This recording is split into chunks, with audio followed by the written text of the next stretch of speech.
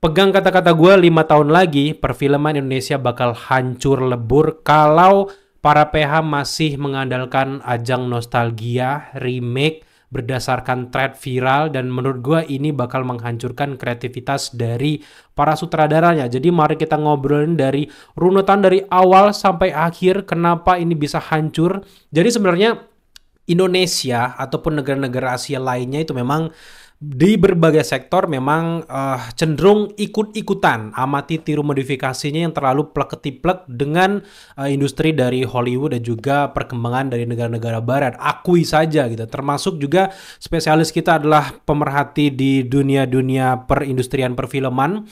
Dan di Hollywood pun sampai detik ini juga kehancuran itu udah mulai kelihatan banget, dan mau gak mau 5 atau 1 tahun kemudian Indonesia juga mengalami hal yang sama. Kenapa kayak gitu? Karena ini dimulai dari Netflix yang awalnya adalah perusahaan DVD rental biasa, tiba-tiba beralih ke layanan streaming dan akhirnya menggunakan marketing menarik pelanggan baru terus-menerus dengan memberikan tontonan-tontonan yang asal tebang pilih ngebut, yang akhirnya membuat banyak sekali orang-orang kreatif yang terlibat yang kerjanya buru-buru. Jadi makanya ada beberapa demo-demo SIG After itu adalah puncak dari segala puncaknya. Dan gue melihat bahwa sejak tahun 2007 itu bahkan ketika layanan streaming seperti Netflix nggak dipandang segitunya, dengan adanya Netflix yang mulai berlabuh di tahun 2007 itu, akhirnya banyak orang-orang di luar sana yang mulai terbiasa nonton di layanan streaming aja. Toh yang ada di bioskop pun pada akhirnya bakal dijual ke Netflix ya. Dan akhirnya ini mulai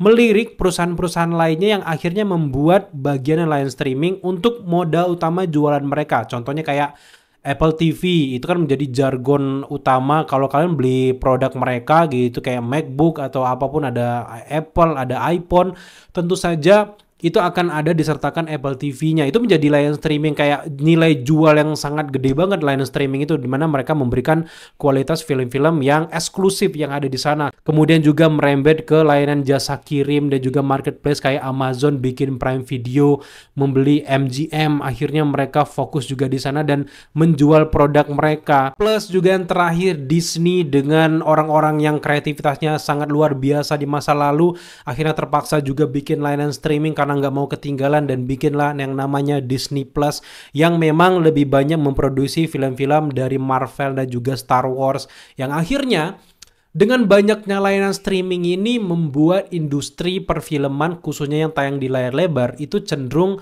dari tahun ke tahun itu justru menurun. Dan menurunnya tingkat orang nonton ke bioskop itu juga sembari berjejeran dengan menurunnya kreativitas dari para sutradara, karena memang layanan streaming ini sistemnya adalah kejar tayang. Mereka utamanya adalah menggait pelanggan baru dan mempertahankan pelanggan lama, dan akhirnya mereka memberikan konten-konten baru, semuanya baru, levelnya kayak sinetron-sinetron murah. Dan akhirnya apa? Sutradara ini diperah terus dengan layanan streaming di berbagai platform streaming untuk bikin film-film yang asal cepet aja, dan akhirnya mereka nggak ada kreativitas lainnya. Kenapa? Makanya kualitas Hollywood dari hari ke hari sekarang makin menurun ya gara-gara itu, karena sutradara sudah mulai terbiasa untuk dikejar dengan duit yang sama tapi bikin kualitas seadanya. Ya udah oke, gara-gara layanan streaming ini rebutan nih.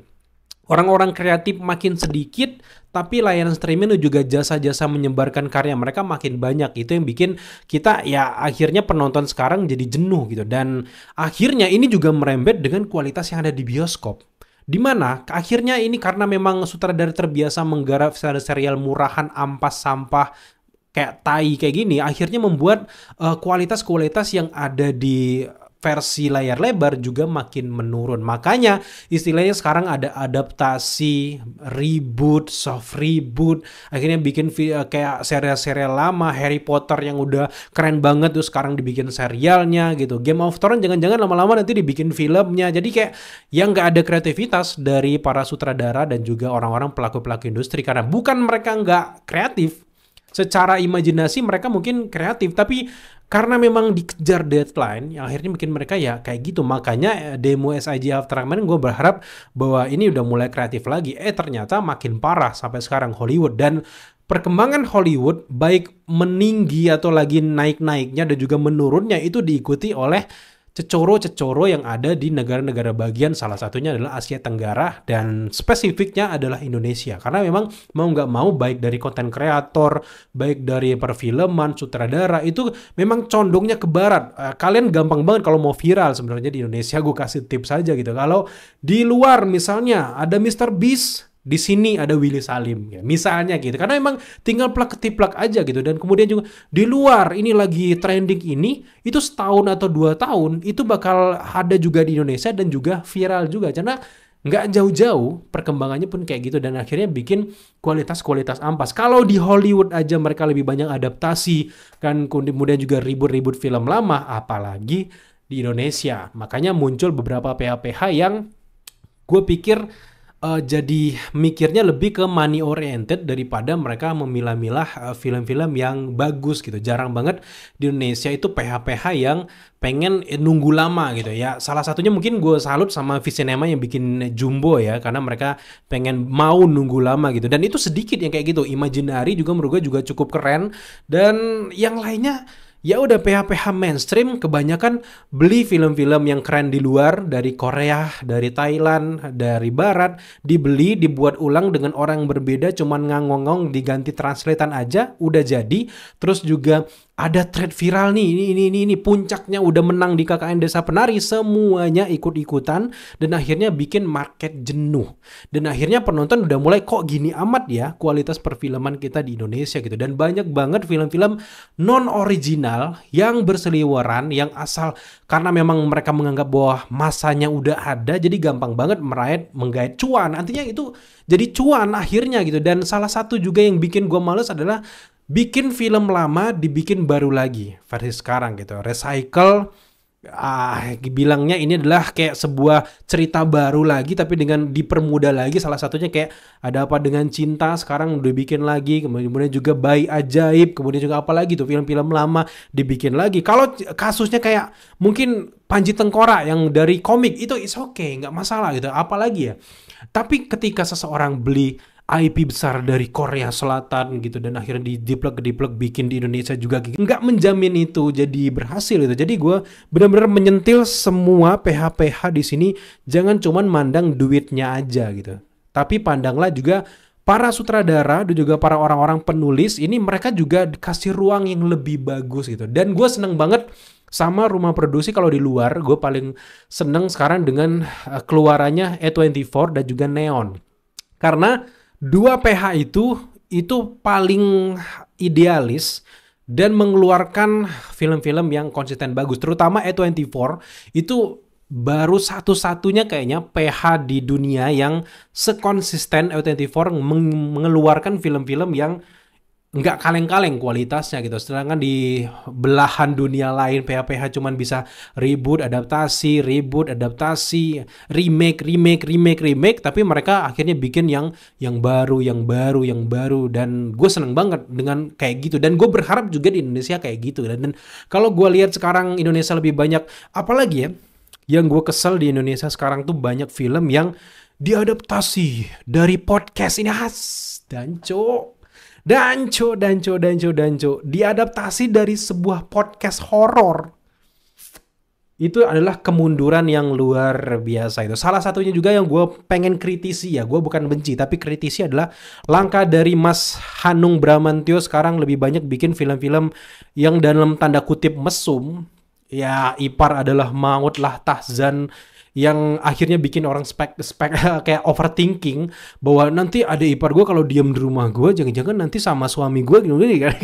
Kemudian juga nih pembantu gue kecantikan dan ntar istri gue, suami gue blablabla. Jadi akhirnya jadi lazy writing, mikirnya jadi males karena emang ya udahlah, gampang lah kita ambil aja ini, kasih bumbu-bumbu mesum sedikit, ini bercinta udah selesai. Jadi nggak ada film yang menarik, padahal seorang Hanung Bramantyo, mohon maaf banget, gue tahu karya-karya sebelumnya juga bikin film yang keren-keren banget, tapi sekarang mereka lebih realistis ngikutin pasarnya gimana, jadi kayak gini gitu ya. Sama juga dengan industri permusikan ya menurut gue gitu, banyak banget zaman-zaman gue, kakak-kakak tingkat gue yang master banget lagu-lagu gitar, master menang best di mana-mana, tapi ketika terjun di industri sayangku, maaf. Kayak jadi kayak Melayu gimana gitu. Gue nggak bilang lagu Melayu jelek ya, tapi itu selera pasarnya Indonesia gitu. Dan apakah ini cuman salah pembikinnya aja? Apakah salah PH? Apakah salah sutradara? Enggak.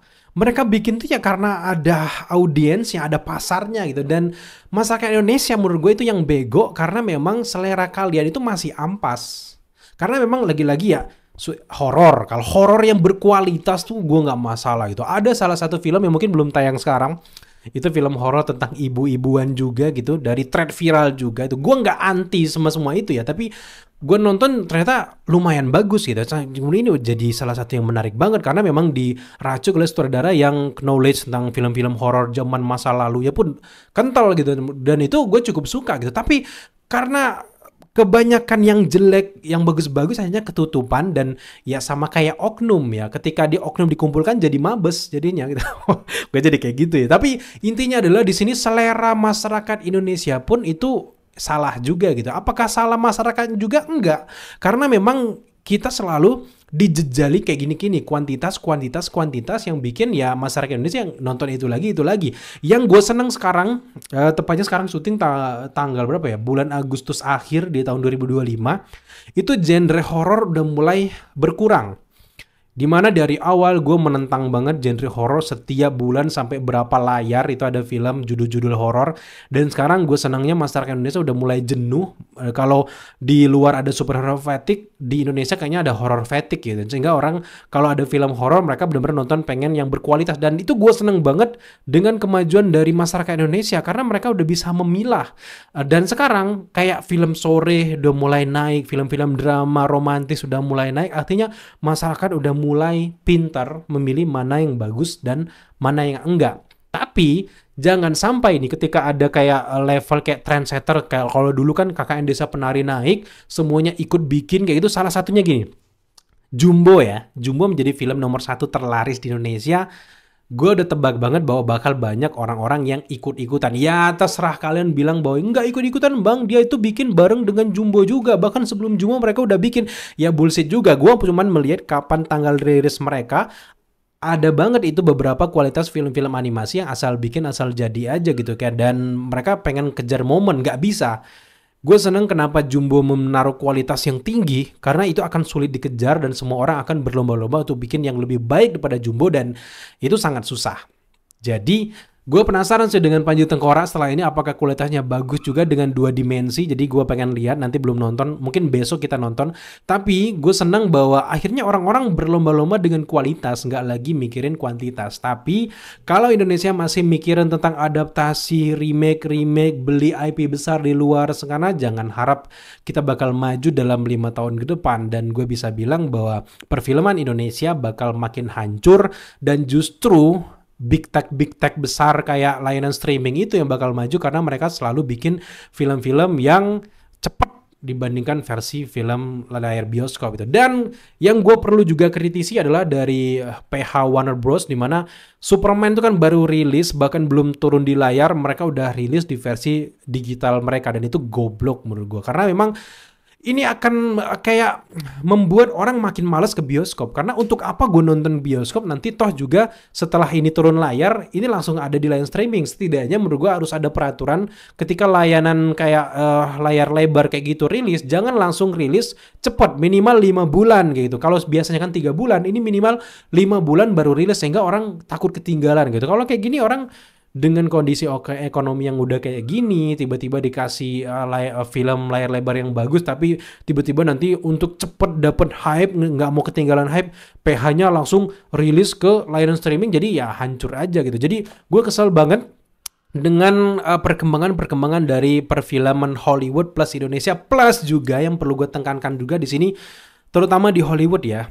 Gue nggak tahu seberapa banyak duit para komunitas orang-orang pelangi-pelangi di sana, karena memang selalu banyak hal-hal yang berkaitan dengan film selalu dijejali dengan hal kayak gitu. Nggak harus dipaksa kayak gitu kalau butuh pengakuan gitu. Salah satu wawancara terbaru yang gue seneng adalah kayak Snoop Dogg ya, Snoop Dogg kalau nggak dia wawancara, dia trauma ke bioskop katanya karena memang ketika dia ngajak anak-anaknya itu nonton film Buzz Lightyear, di mana di situ kan ada cerita bahwa ini ada seorang anak ternyata bapaknya juga cewek gitu, dan dia pusing, anak nanyain, lo kok bapaknya cewek, kok emaknya cewek kayak gini. Dan sejak saat itu Snoop Dogg nggak mau lagi ke bioskop, dan itu salah satu yang menurut gue sesuatu hal yang dipaksakan harus ada di sini. Lo kalau Pelangi ya udah Pelangi aja, bikin khusus film Pelangi, ada pasarnya sendiri, kenapa harus dipaksakan apalagi di film anak-anak. Itu salah satu yang bikin menurut gue Disney juga makin menurun sekarang, yang akhirnya A24 naik karena mereka ya no agenda gitu. Tapi nggak yang 0% no agenda itu bullshit menurut gue. Ada agenda tapi agendanya nggak yang selalu tentang negatif kayak gitu. Jadi menurut gue ini benar-benar harus diperbaiki. Semoga aja Hollywood bercermin bahwa dengan memaksakan sesuatu yang tidak relate dengan kehidupan nyata itu akan menghancurkan industri kalian sendiri gitu. Jadi ya kita lihat aja ke depan gimana industri perfilman Indonesia. Tapi sebenarnya nggak semua film Indonesia jelek gitu, dan masih banyak sineas-sineas yang masih memperhatikan kreativitas mereka. Masih banyak juga PH yang nggak cuman mikirin duit, tapi memang kebanyakan PH yang mikirin duit gitu. Lagi-lagi ini tentang bisnis, pengen cepet setahun kalau bisa ada 10 film yuk. Kayak gitu ya susah kita ngomongin kayak gitu, dan akhirnya ya nanti market jenuh gitu. Masyarakat yang menengah ke bawah nggak selalu bisa dijejali dengan horor-horor mulu. Di satu titik mereka akan jenuh, dan ketika mereka mencoba nonton film kayak misalnya drama percintaan, komedi yang kualitasnya luar biasa, mereka kan mulai beralih, males lah nonton horor nak, jangan ya, dan lama-lama juga market jenuh. Sampai kapan kalian harus memilking hal yang menurut gue ini idenya sampah. Ya lagi-lagi semoga ke depan bahwa sineas-sineas Indonesia nggak cuman mikirin cuan aja, tapi juga mikirin kualitas. Terbukti juga dengan, terutama gue mengagung-agungkan Sore. Kenapa? Karena memang ketika rilisnya Superman, rilisnya Fantastic Four, di tengah-tengah ada Sore, ternyata justru Sore yang jadi view-nya lebih banyak daripada dua blockbuster film ini. Jadi menurut gue itu sebuah kemajuan luar biasa, menandakan bahwa masyarakat Indonesia itu sudah mulai ngerti dengan film yang berkualitas. Dan orang-orang di atas sana harus segera bergerak menurut gue, dan jangan pernah mikir bahwa kuantitas lebih baik daripada kualitas. Itu salah besar. So, sampai jumpa di video-video pembahasan lainnya. Kalau teman-teman suka dengan konten seperti ini yang lebih serius kayak gini, tambahkan beberapa materi-materi apa yang pengen kita bahas, termasuk juga mungkin kehancuran Star Wars, kehancuran Marvel, kehancuran DC, semuanya akan kita bahas tergantung dengan request kalian guys. So, sampai jumpa di video-video selanjutnya.